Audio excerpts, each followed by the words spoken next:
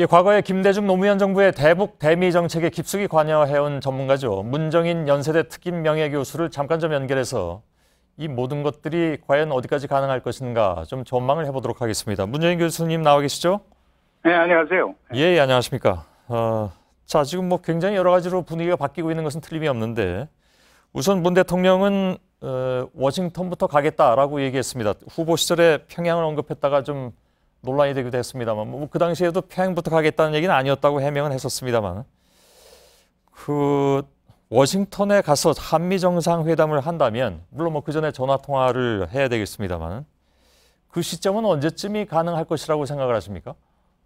글쎄 지금 그걸 얘기하기는 힘들 거예요. 제가 예. 볼 때는 지금 뭐 대사도 새로 교체해야 되는 문제도 있고 지금 외교부 장관도 지금 없는 입장이니까 제가 볼 때는 우리 문 대통령께서 아마 특사를 임명해서 특사가 한번 미국을 갔다 오고 그리고 미국의 의도를 사전에 좀 알고 조율을 하고 한 다음에 아마 문 대통령께서 미국을 방문하는 게 훨씬 좋은 것 아닌가 이렇게 생각이 됩니다. 예.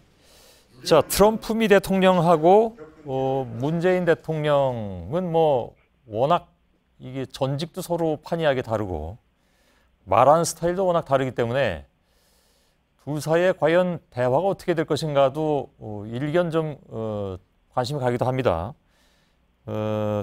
워낙 그 북한을 바라보는 시각도 다른 것 같기도 하고 접점을 찾을 수 있을까요?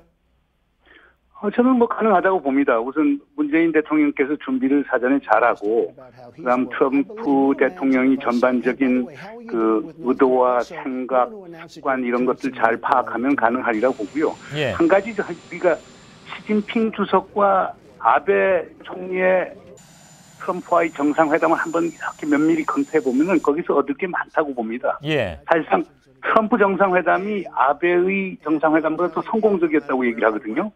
근데 시진핑 주석의 경우는 기본적으로 원칙을 지키고 그리고 진솔한 대화법 그리고 신중한 자세를 보이면서 트럼프 하여금 보다 트럼프 대통령이 호의를 더 살 수 있었거든요. 그러니까 오히려 문재인 대통령처럼 진솔하고 그다음에 신중하고 그러면서 정중하게 트럼프 대통령이 접근을 했을 경우에는 예. 오히려 더 큰 어떤 그 연금술적인 결과를 가져오지 않을까 생각이 됩니다. 예. 근데 조금 좀 냉정하게 짚어보면 지금 남북 간의 대화를 복원시키는 데는 그것이 100% 미국의 영향력을 받지 않는다고 보기는 어렵다면 현실적으로 그렇다면 미국이 그만큼 자신들의 영향력을 남북 관계를 복원시키는데 덜 발휘한다는 전제하에 무언가 우리에게 반대급부를 더 원할 수도 있는데요. 여기 뭐 사드라든가 여러 가지 현안들이 지금 관련이 되어 있습니다. 그 부분에 대해서 그렇게 낙관적으로 보기 어렵지 않을까요? 저는 그렇게 보지는 않습니다. 뭐 사드 문제라고 하는 것은 어떻게 좀 부차적인 문제고요. 기본적으로 그 북한을 다루는데 한국과 미국이 어떤 공동의 목표를 설정하고 있는가 없는가라고 하는 걸 재확인하고 그런 걸 만드는 작업이 중요할 거고요. 예.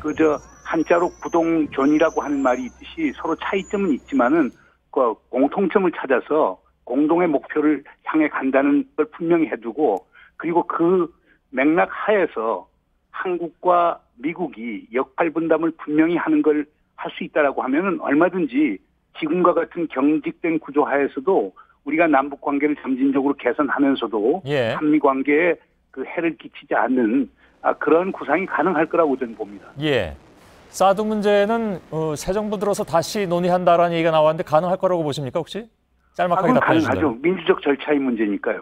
그러니까 지금 성주 군민들 300여 명이 지금 헌법재판소에 지금 소원 제기를 했고요. 국회에서도 아마 또 그런 문제 제기를 할 것이고. 그러면 대통령도 탄핵시킨 나라에서 아니 국회하고 주민들이 저렇게 문제 들고 나오는데 문재인 대통령이 그걸 무시하고 일방적으로 사드 배치와 운용을 결정하기는 상당히 어려울 겁니다. 그리고 모든 나라에서 민주주의 국가에서는 새 정부가 들어오면은 지금 특정 정책에 대해서 정책 검토를 해야 되거든요.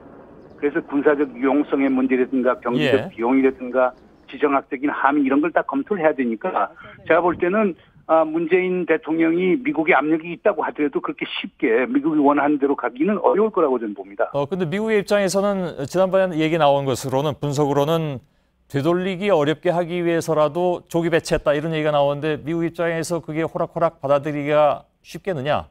그건 어떻게 보십니까? 미국의 시각이고요. 우리 대한민국은 대한민국의 시각과 국익이 있고 국민이 예. 원하는 게 있기 때문에 뭐 사드라고 하는 게 무기체계 하나인데요.